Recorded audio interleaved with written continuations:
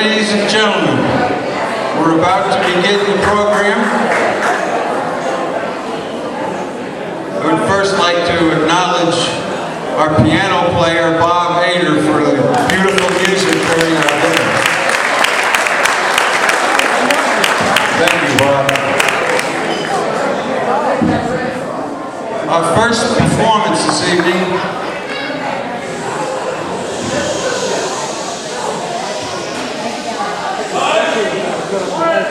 I know it's not because you can't hear me. Our first performer this evening is a resident who had a hobby that many of us were not aware of.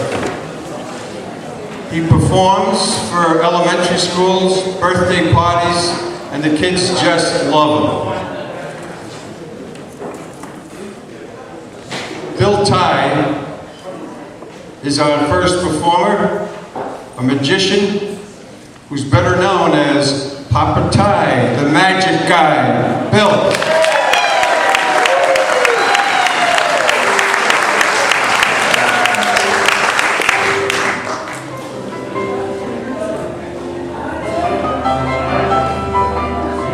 Probably wondering why I'm out here with a globe and a string. The string kind of represents those of us here in Cascades who are supporting our community. The string represents all the people that we are, the differences of the people that we are.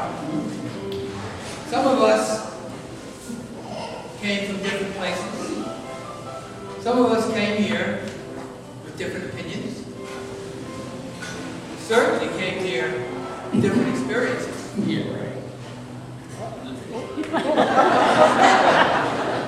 And we come from all parts of the country and other countries as well. The interesting thing is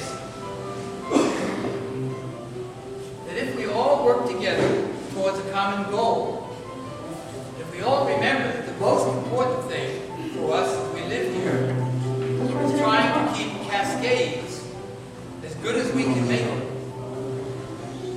then there are ways to make that bond, that common bond that we have, even better. What we can do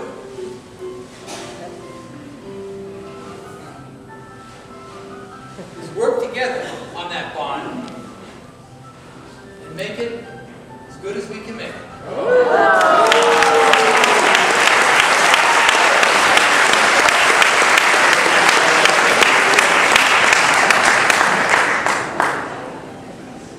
Someone asked me recently, how did I get involved in starting magic? And that's a story I'll tell you a little later this evening, but it occurred to me recently that my very first start in magic was back in high school.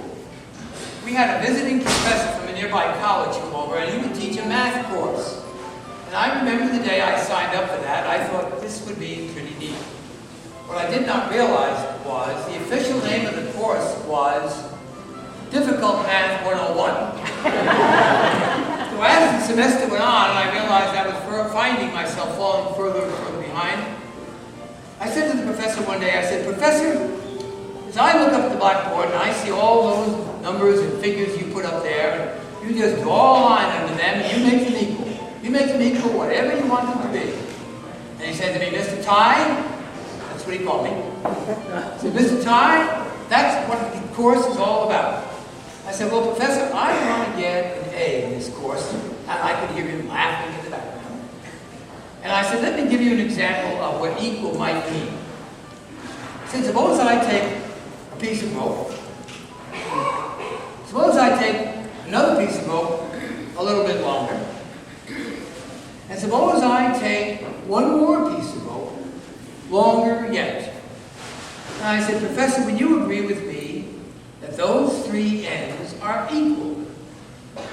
And he looked at me and he said, "So, that's not going to get you an A." I said, "But Professor, if I showed you that four of the ends were equal, that might be more interesting to you." He said, "No, that's not going to cut it." I said, "Professor, suppose I showed you that 5 of the ends were equal." He said, "Nope." "Professor, suppose I showed you that 6 were equal." He said, "Ty, I don't know what you're talking about. That's not going to make any difference." I said, Professor, suppose I showed you that all the chords.